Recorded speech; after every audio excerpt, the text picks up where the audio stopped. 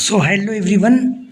एक बार फिर से आप सभी का आपके अपने इस यूट्यूब चैनल पर स्वागत करता हूं। तो उम्मीद करता हूं कि आप लोग सभी अच्छे होंगे।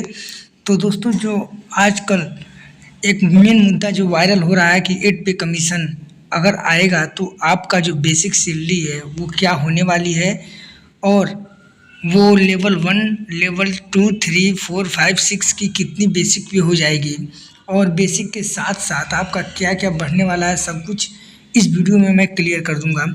और यहाँ पे बहुत सारे ये लोग पूछ रहे थे कि क्या बेसिक के साथ डीए मर्ज होगा। तो हाँ, मैं आपको ये बता देना चाहता हूँ कि जैसे ही 8वां वेतन आयोग लागू होगा तो वैसे ही आपका डीए और बेसिक मर्ज हो जाएगा। तो 8वां वेतन आयोग लागू होने में लगभग यहाँ पे 1 से 1.5 साल का टाइम लगता है। तो यहाँ पे अब वो टाइम आ चुका है कि अब 8वां वेतन आयोग को गठित करने का, क्योंकि जब लागू होगा तो उस समय तो पूरा डाटा बन नहीं पाएगा, इसलिए उसको बनाने में कम से कम 1-1.5 साल का टाइम तो लगेगा। और कैसे कितना फिटमेंट फैक्टर रहने वाला है उसी हिसाब से सब कुछ वहाँ पे क्लियर होता है। तो यहाँ पे बहुत सारे ऐसे कमेंट आए थे, तो वो पूछ रहे थे कि किस वेतन आयोग में ज़्यादा सैलरी इंक्रीज हुआ था। तो मैं आपको यहाँ पे बता देना चाहता हूँ। यहाँ पे आप लोग देख सकते हो, मैं आ चुका हूँ। यहाँ पे देखिए, second CPC, third CPC, fourth, यहाँ पे देखिए 5th है, फिर 6th है, और फिर यहाँ पे 7th सीपीसी है। तो किस में कितना आपका ज़्यादा सैलरी इंक्रीज देखने को मिला था। तो यहाँ पे आप लोग देख सकते हो कि ज़्यादा सैलरी यहाँ पे 54% तक बढ़ा था 6वें वेतन आयोग में। 6वें वेतन आयोग में यहाँ पे सबसे अधिक सैलरी आपका इंक्रीज देखने को मिल रहा है। तो इस बार जैसे 7वां वेतन आयोग में तो मात्र यहाँ पे देखिए सिर्फ 14, यहाँ पे 7वें वेतन आयोग में 14.3% ही इंक्रीज देखने को मिला था। लेकिन अब 8वां वेतन आयोग आने वाला है, तो 8वां पे कमीशन में देखिए यहाँ पे पूरा डिटेल क्लियर करने वाला हूँ कि इसमें फिटमेंट फैक्टर क्या रहेगा और कितना आपकी बेसिक सैलरी होने वाली है। तो चलिए वीडियो को और आगे ले चलते हैं। तो यहाँ पे आ जाइए। अब यहाँ पे देखिए, यहाँ पे 7th सीपीसी कैलकुलेशन, जिसमें आपका 7th सीपीसी में आपका जो डीए कितना बढ़ के हो गया था, 125% तक गया था डीए। और गवर्नमेंट वहाँ पे कर्मचारियों का डीए खा गई, एरियर भी नहीं दी। यहाँ पे बहुत सारे कर्मचारियों को ये पता होना चाहिए, क्योंकि जब ये गवर्नमेंट आई मोदी सरकार, तो वहाँ पे उस टाइम तक लगभग डीए 125% हो गया और 25% तक का एरियर गवर्नमेंट खाई थी। तो यहाँ पे आप लोग को सबको पता होना चाहिए ये बात।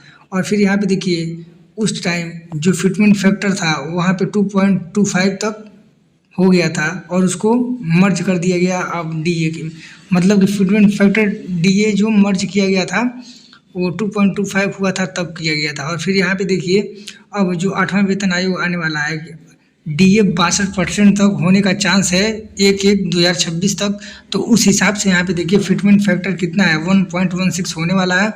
और यहाँ पे देखिए इंक्रीज इन पे कमीशंस में यहाँ पे 0.23 का यहाँ पे इंक्रीज देखने को मिलेगा।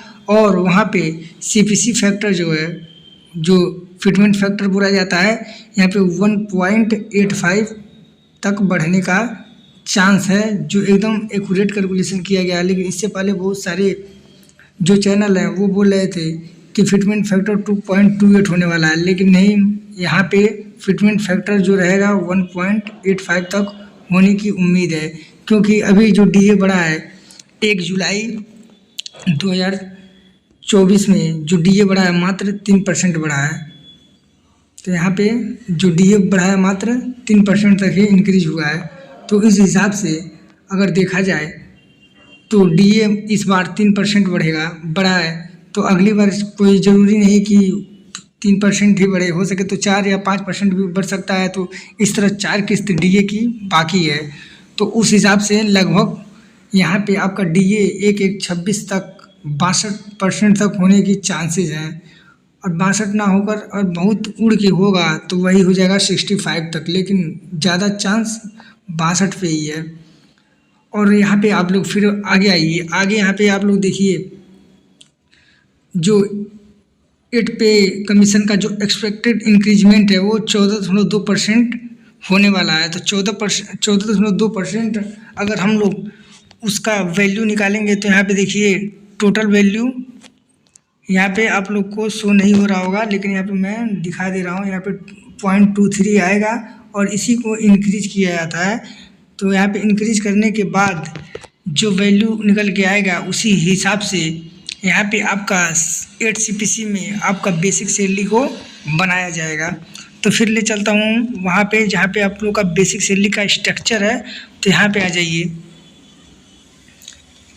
अब यहाँ पे फ़िलहाल में आप लोग देख सकते हो कि हम लोग का लेवल 1 में, यहाँ पे लेवल 1 में जो इस समय चल रहा है बेसिक 18,000 चल रहा है।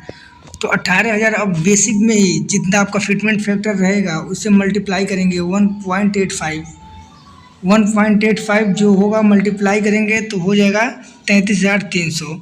तो इस तरह अब आपका लेवल 1 का जो बेसिक पे होने वाला है 33,300 होने वाला है। 33,300 के बाद यहाँ पे आ जाइए। अब तो यहाँ पे देखिए अभी बहुत सारे लोगों को ये डाउट होगा कि 1.85 कैसे आया। तो जैसे पीछे जो आपका DA फैक्टर कितना था 1.62 था, और यहाँ पे यहाँ पे बैक फिर ले चलता हूँ। यहाँ पे आप आ जाइए। यहाँ पे जो राउंडेड ऑफ हुआ है 0.23 इसको मर्ज किया है।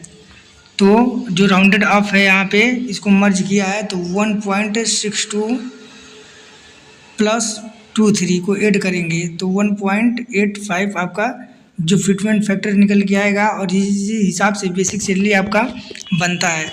तो यहाँ पे इसी हिसाब से 1.85 से मल्टीप्लाई करने पर यहाँ पे 33,300 आपकी बेसिक सैलरी निकल के आएगी। तो ये पॉइंट आपका क्लियर हो गया होगा। अब नीचे चलते हैं। अब यहाँ पे आ जाइए। लेवल 2 का भी वैसे ही 19,900 यहाँ पे 19,900 होना चाहिए।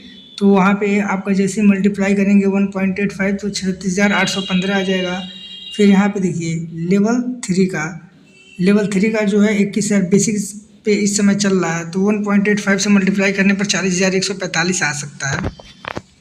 फिर यहाँ पे आ जाइए लेवल 4 में आपका यहाँ पे दिया है कि 25,500 का फ़िलहाल में बेसिक पे चल रहा है। तो वहाँ पे 1.85 से अगर मल्टीप्लाई करेंगे तो 47,000 के लगभग यहाँ पे भी आ जाएगा।